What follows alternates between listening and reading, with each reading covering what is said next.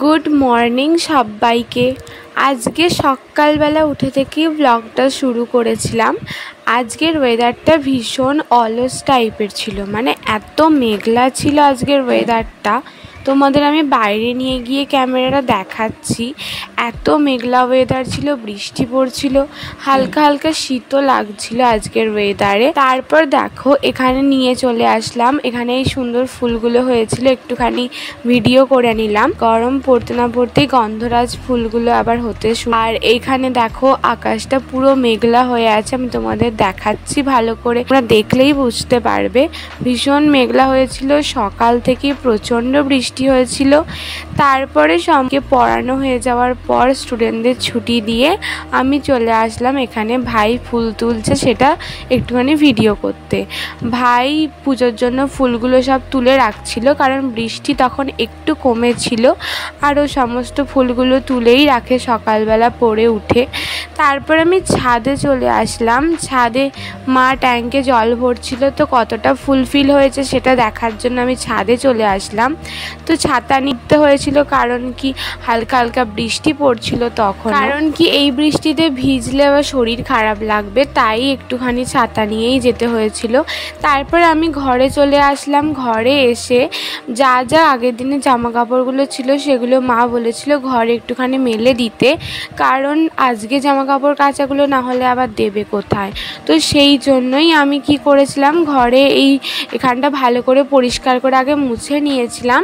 মুছে নিয়ে ওগুলো ভিজে ছিল না অবশ্য, জাস্ট এমনি পাখার তলায় দেওয়ার জন্যই বলেছিল, আর তাই এখানটা পরিষ্কার করে মুছে নিচ্ছিলাম। আর তারপরে এখানে সমস্ত জামা কাপড়গুলো দিয়ে দেবো।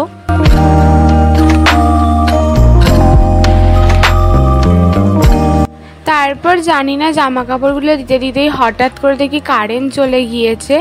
আর এখন আমি ভাবছি যে ব্লগটা আমি কন্টিনিউ করবো কী করে, কারণ আমার সকালে ঘুম থেকে উঠে থেকে চার্জেও দেওয়া হয়নি ফোন। তো এইটা নিয়েই চিন্তা হচ্ছিল, মাঝখানে একটু স্কিপও করে গেছি ব্লগটা। তারপর ফোনে 10% চার্জ নিয়েই থাকা সত্ত্বেও কিছু করার নেই, ব্লগটা তো আমাকে কন্টিনিউ করতে হতো। কিছু কিছু জায়গায় স্কিপ করে গেছি। তো তারপরে আমি ঘরটা গুছিয়ে নিলাম এইভাবেই, জানলা দিয়ে আলো আসছিল, ওটুকুই দেখা যাচ্ছিল। যাই হোক, তো এইভাবেই পুরো ঘরটা আমি গুছিয়ে নিচ্ছি, তোমরা দেখতেই পাচ্ছ। এত খারাপ ওয়েদার ছিল, বাইরে এত বৃষ্টি হচ্ছে, মেঘলা ওয়েদার, একদমই কিছু করতে ইচ্ছা করছিল না।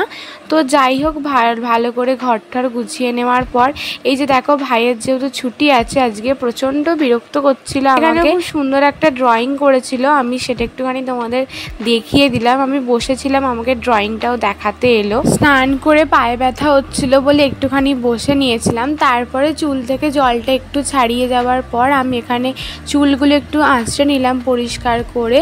এবার আমি পুজো দিতাম, তো সেই ভিডিও তোমরা দেখতে পাবে। এই যে দেখো আমি এখানে পুজো দিতে চলে এসেছি। পুজো শেষ করে এবার আমাদের লাঞ্চের পালা। মা স্নানে গিয়েছিল, তারপরে আমি তোমাদের দেখাচ্ছি।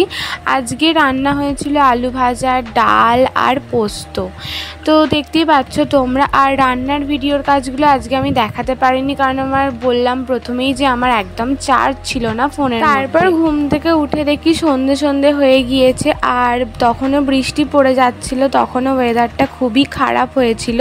তারপর আমি ঘুম থেকে উঠে চুলটা ভালো করে বেঁধে নিলাম, নিয়ে তারপরে জল খেয়ে নিচ্ছিলাম, কারণ অনেকক্ষণ লাঞ্চ করা হয়েছে। ঘুম থেকে উঠে প্রচণ্ড জল তেষ্টা পাচ্ছিল, তো জল খেয়ে নিয়ে এবার আমি একটুখানি পড়তে বসবো, তো সেই জন্যই বই ঠই নিচ্ছিলাম। তো তোমরা দেখতেই পাচ্ছ। তারপরে তোমাদের আজকের ব্লগটা আমার কেমন লাগলো আমাকে অবশ্যই জানিও। আর যেহেতু ছাতাটা ব্যবহার করা হয়েছিল, ছাতাটা একটুখানি গুছিয়ে রেখে দিয়ে এবার আমি পড়তে বসে পড়লাম।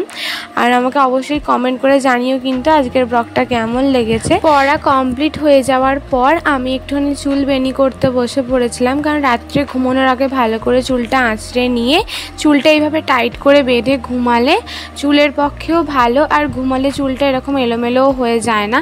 তারপরে আজকে মশারি খাটিয়ে এবার আমি শুয়ে পড়বো।